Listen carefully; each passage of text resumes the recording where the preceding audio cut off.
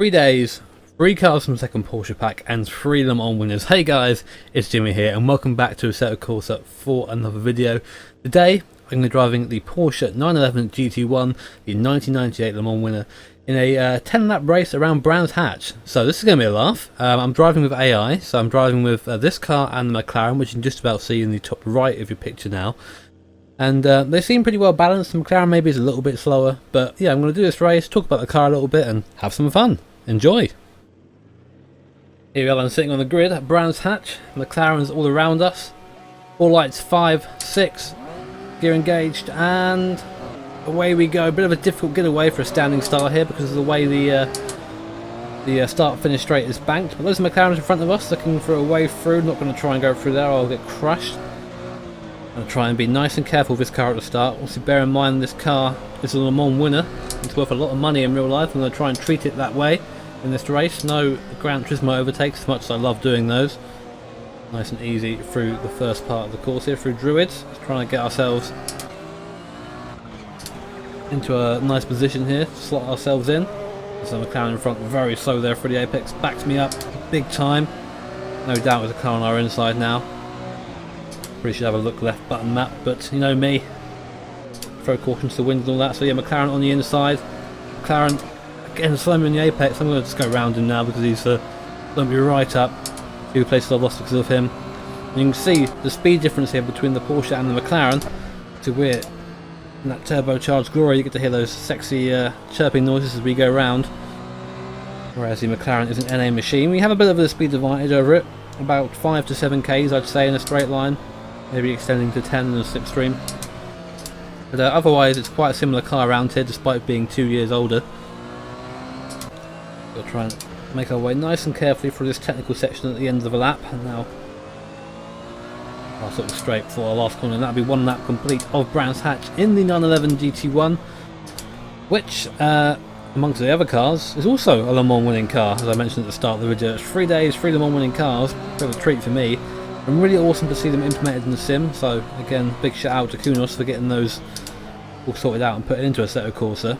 And a pretty, from what I can tell from looking at real life footage, a pretty faithful representation, to be honest. See, I've been used to driving the 962. That's the car I drove yesterday, the last car I drove.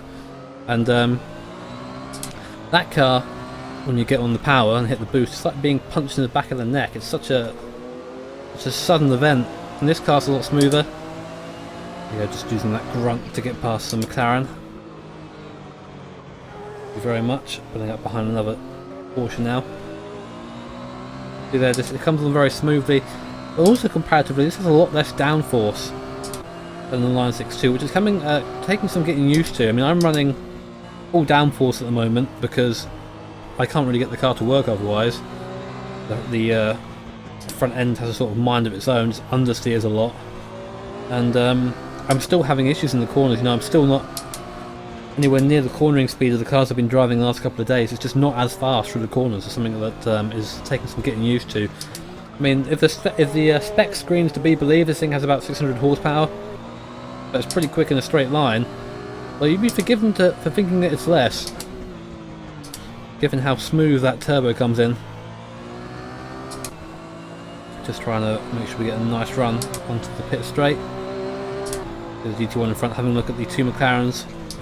Oh, he spooks one of them, big time, goes wide.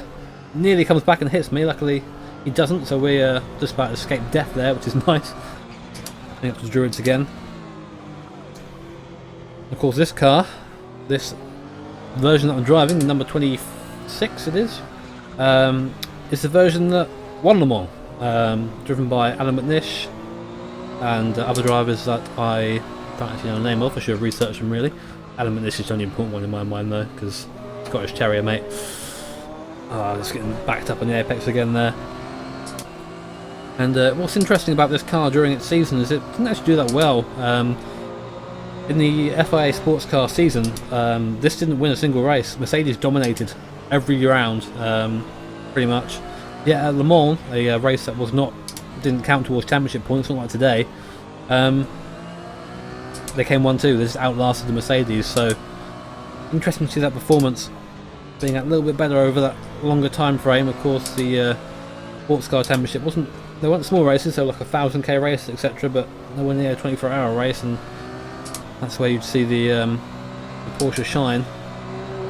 Just trying to get past this McLaren as soon as possible because it will be holding me up a little bit. Good run though, we should get it before T1, yeah, easy. Gonna go down low here and just so quick gearing at top speed. Just do about 280 k's or so down the back straight, maybe a little bit less with this downforce. On the gravel there at paddock, something you never ever want to do. Oh, understeer there, you saw that.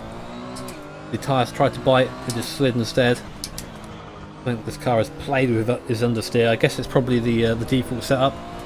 Make a car that's safe to drive. Thing is with this car, once you get it into an oversteer moment, there is no coming back. It will just go round, and you're sort of left as a passenger. It's always very slow spin as well. It's very frustrating as a driver because there's nothing you can do about it.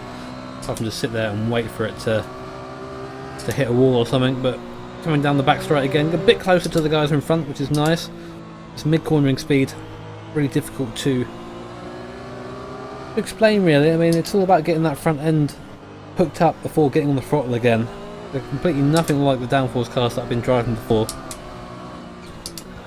I mean, we will try and think of this as a GT car on steroids, which is effectively what the GT1 cars were. A carbon fibre monocoque would say something different, I suppose. Just checking my one mirror that I have that I can actually see out of. No one on the inside, that's good. Coming on now to our 5th lap.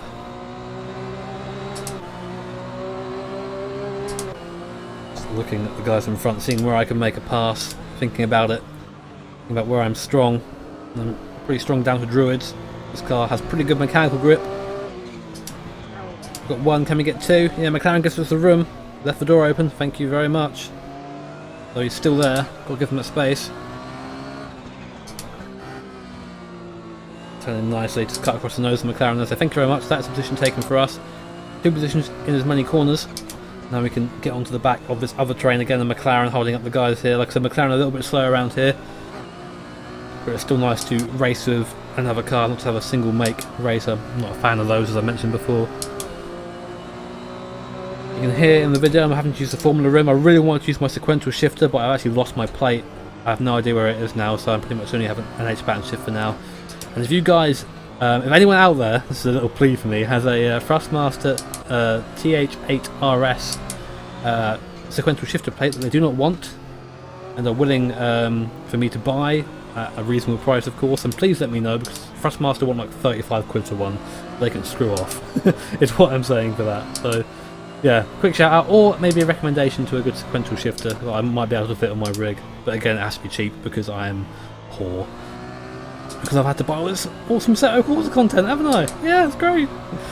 Look at my mirrors now. There's a GT1 that was, there he is, and the sister car, that was the 2nd place car at Le Mans, 1-2 at Le Mans. Not sure if I said that or not, I think I probably did. Oh, cars are slow through Paddock Hill. Okay, 25, 5 car, sorry, so it comes along at the last instant. Oh, there you go, that's an example of me being a bit too enthusiastic on the throttle there. Usually it's a matter of just planting the throttle and going with it, but it seems that the tyres now are starting to complain a little bit. Again, just trying to get this front end hooked up before getting on the power. Big bump on the exit of that corner there, makes things very difficult, especially when you're understeering as well and you hit a bump it. I know, it's just crying fuel. Again, stuck behind this McLaren here, I think. Oh no, can we follow him through? No, it comes back through to defend the line.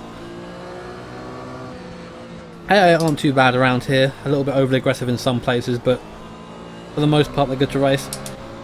Is there a chance here? No, there's not. Got to back out of that. That's just not going to happen. They've got that straight line grunt I can use on the exit, but I've got to be right up behind the car to do that.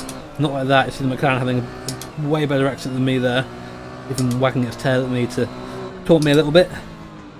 We're locking up heavily into the last corner, so this could be our chance. Oh, pushing wide there on the understeer. This is what I'm talking about, the front end. You have to make sure you're completely confident in it sticking before you try and push an issue somewhere. Like a car, oh, oversteer, somehow maintaining that. I thought we were a goner there for sure. Oversteer is the complete devil in this car. Something you do not want to have to experience.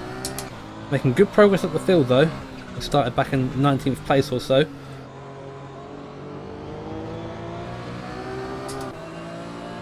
Just getting onto the back of another train now. Again, the McLaren at the ahead of that. Choosing first gear. Oh, I just touched the curb on the inside there, upset the car on the exit. That would have been good otherwise. We've got a good run on these guys. They've all got the slipstream, so I'm not going to be catching them coming to Hawthorns. Although the McLaren looks like he got forced offline there, so I might slow him down a little bit. Never quite have the right gear going to the corners. It's very hard to think about. Oh! Car wide. Do we have the speed to get in before Sheen? No, we don't. Brake bias is set quite rearward as well as default, so you feel the rear end moving about a bit in the braking zone. It's not, you know, it's manageable, a bit scary at times, but it's okay.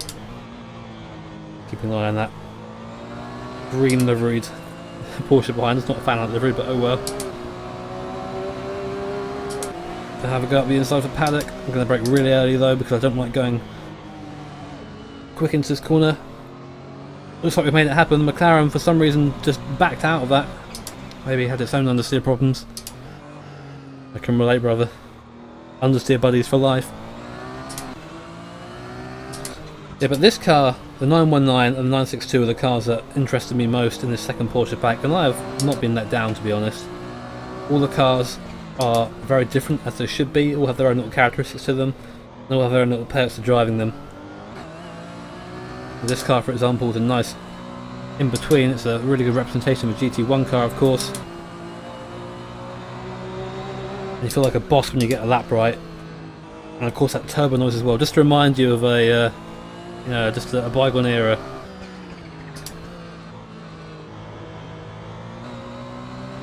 Rear end just about cooperating there.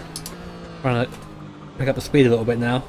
Again, the downforce is not there in this car. You have to really wait on the throttle on corner exit. That was not so bad though. Coming on to our 9th lap. A couple more places for us to make up. We won't be winning this race because the leader, I think, is probably down by Druids by now. But there are still more places to make up. One more McLaren to snipe. But again, it seems that AI really does not like being overtaken to T1 there. McLaren getting scared and going wide. Doesn't matter though, because now there is no barrier between me and the GT1 in front as I get Druids very, very wrong. Just big understeer all the way in there. Nothing I can do about that apart from wait. Oh, and the wrong gear as well. Gear protection is a bit of an annoyance in all these Assetto Corsa cars. I wish that wasn't on, because I think sometimes it's a little bit too protective. Oh, again, see this going too early there, too early on the throttle. Too much steering angle on the rear end coming loose. And you see how much time we lose doing that. Don't think we'll be able to catch these guys back up again, but we'll give it a go. 4th gear. And now, get on the throttle. Really wait for the front end to settle. Very unique in that aspect. I've not driven a car like this for a long time. The front end is so important.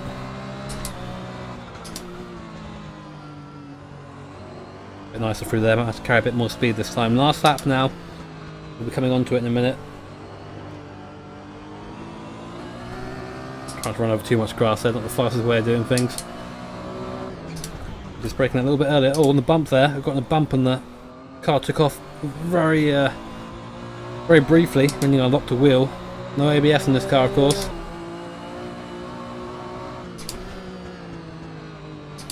And if there is, I've got it turned off anyway. Because hardcore sim racer, yo! I don't think we can make up any more positions, but I still get another lap to enjoy driving this GT1. I was going to drive it at Road Atlanta, but I think that might have caused a couple of upsets. Understeer now, tyres starting to go the other way, I think. I am on the soft tyre here. The cheater tyre is starting to wear, I think. Again, 3rd gear, just not enough through there, you just bog. In between gear, really. No one in my mirrors for a long way. No one in front of me for a long way. Just a sad thing, but leaders have come round to finish the race. I wonder whereabouts we are. having real issues through these fast corners, not able to hook it up the way I'd want to. As soon as it's got the power, the car pushes. I have to do everything really early and just hope for the best. Third gear. There we go, nicely. Probably the best I've done in that corner the entire race. Rear end, skating around a bit, but that's okay. That was, ladies and gentlemen, 10 laps around Brands Hatch in the Porsche 911 GT1. The car left needs some time, it really does. To be fast in this car, I need to practice. There you go, across the line. 9th place, not a bad finish considering where we started, of course. But would have liked to have a bit of better pace around here. And that, guys, as I said at the start of the video, is 3 Le Mans winning cars in 3 videos. 3 awesome Porsches from the second Porsche pack. I really hope you enjoyed the video, guys. If you did, make sure to hit that like button and of course comment below. Let me know what you think of this car, how it drives, etc. And I'll go through my past videos to find the 919 hybrid video and of course the 962 video from yesterday. And yeah, guys, thanks again for watching. Have an awesome day and I'll see you all next time.